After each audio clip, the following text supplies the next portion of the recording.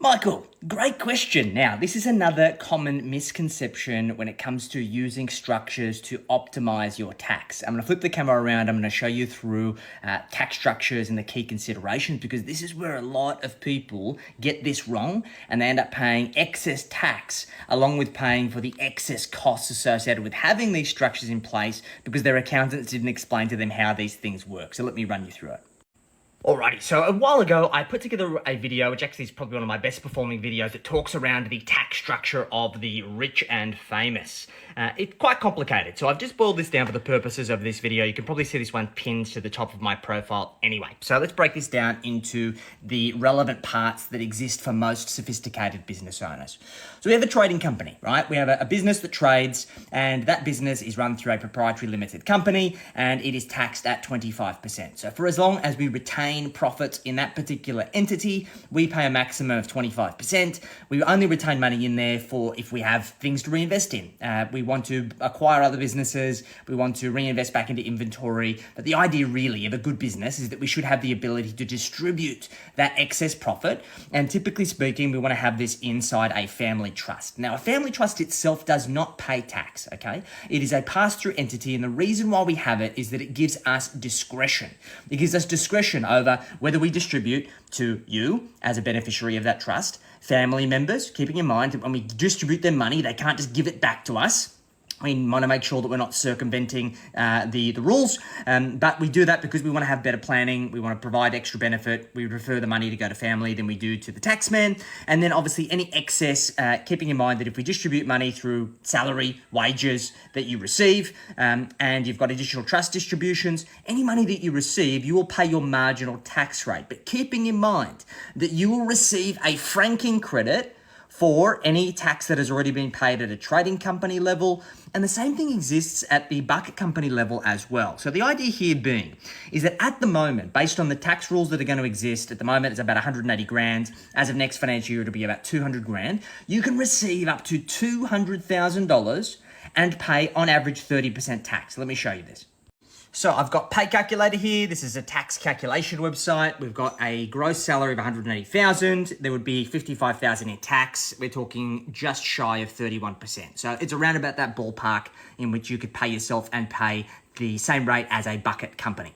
So the idea here is that if there are profits from your trading business that are coming through the family trust and through the distributions to you and any other family members puts you in a position whereby you as individuals are earning $180,000 a year each, or anything above and beyond that, we probably don't want to pay the top-up tax. So we want to push that through to a bucket company because that means that we're only paying a flat rate of 30%. So basically anything above and beyond that, there is an immediate tax saving, keeping in mind that for anything over 180 or 200 from next financial year, you're basically paying 47 cents tax in the dollar. Now, the idea here is that we don't want to then take money out of that bucket company and give it to you.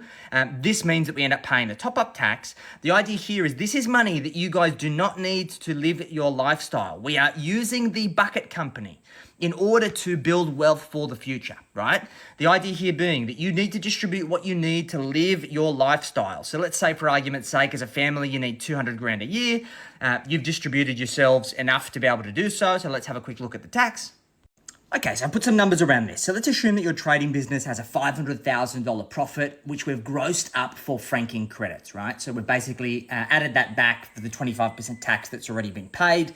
As individuals, we pay each other 140,000, which gives us a 200 grand a year to be able to live our lifestyle. We pay $79,000 in tax there at 28%, okay?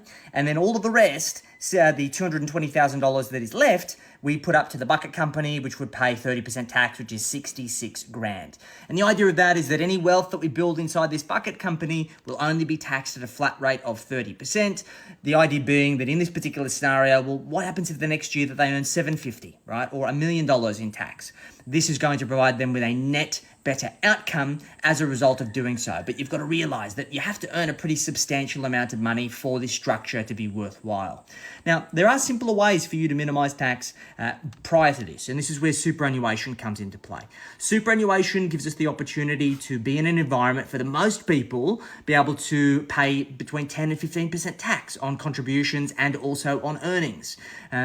So the idea is that we have the ability to put $27,500 a year into superannuation, and it is by far the most tax effective way for us to build wealth for the future. So this just gives you some context.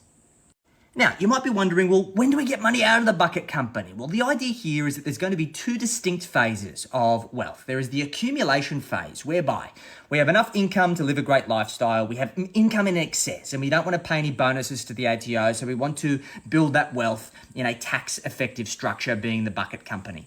But we know there's going to be some time in the future whereby these individuals are at a lower tax rate. So let's say, for argument's sake, in 10 years' time, they sell their business, potentially they get access to the small business CGT concessions, they have built enough money in super, and they're able to start drawing a tax-free income stream through an allocated pension, and they've got all of this money in a bucket company which has franking credits at 30% tax.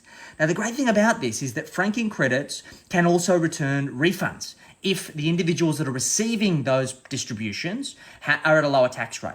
So let's say, for argument's sake, these individuals have no income, right? They can have money paid out from this, and they can receive a refund for those taxes that have already been paid. So this becomes a future tax planning vehicle for a later stage of life, whereby these individuals, or potentially their children, are at a position whereby their average tax rate is less than 30%, meaning that they can take advantage of those franking credits. So pretty complicated. This is the reason why you need to get advice. You need a good financial advisor who understands this stuff. You need a great accountant who can help you understand the intricacies of your situation, the best way to structure, and how do you make sure that you plan for future flexibility like this, and make sure that you take the appropriate action. So great question. If you've got any other questions, hit me up in the comments. If you want some help with this stuff, feel free to hit me up in the DMs, or feel free to jump in the link in my bio. Catch you soon.